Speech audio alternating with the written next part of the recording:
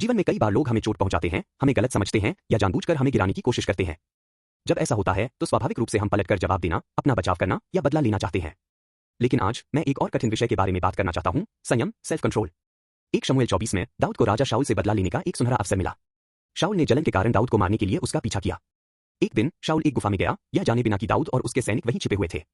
दाऊद के सैनिकों ने उससे कहा, यह तुम्हारा मौका है, उसे मार डालो और तुम्हारी समस्याएं समाप्त हो जाएंगी। लेकिन दाऊद ने मना कर दिया।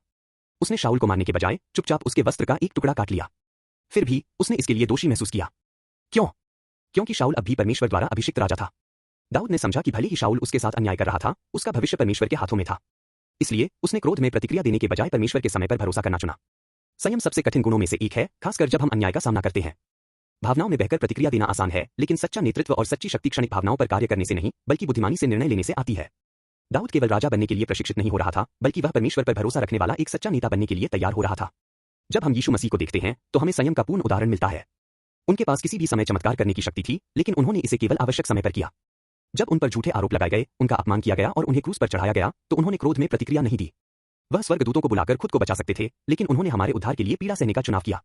एक विश्वासी के रूप में हमें भी उसी संयमित जीवन के लिए बुलाया गया है। पवित्र आत्मा हमारे अंदर कार्य करता है, जिससे हम अपनी भावनाओं के बजाय परमेश्वर की बुद्धि के अनुसार प्रतिक्रिया करने की शक्ति प्राप्त करते हैं। शायद आप अभी किसी ऐसी स्थिति में हैं जहां आपको अन्याय या क्रोध का सामना करना पड़ रहा है। अगर आप तुरंत प्रतिक्रिया देने के बजाय इसे परमेश्वर के हाथ में सौंप दें तो क्या होगा? अगर आप बदले की बजाय धैर्य और बुद्धि को चुनें तो आपके जीवन में क्या बदलाव आ सकता है? संयम कमजोरी नहीं है, बल्कि यह सच्ची शक्ति का प्रमाण है। जब हम इस तरह का जीवन जीने का चुनाव करते हैं तो हम न केवल समस्याओं से बचते हैं, बल्कि परमेश्वर की शांति और बुद्धि से भरा एक उज्जवल भविष्य बनाते हैं।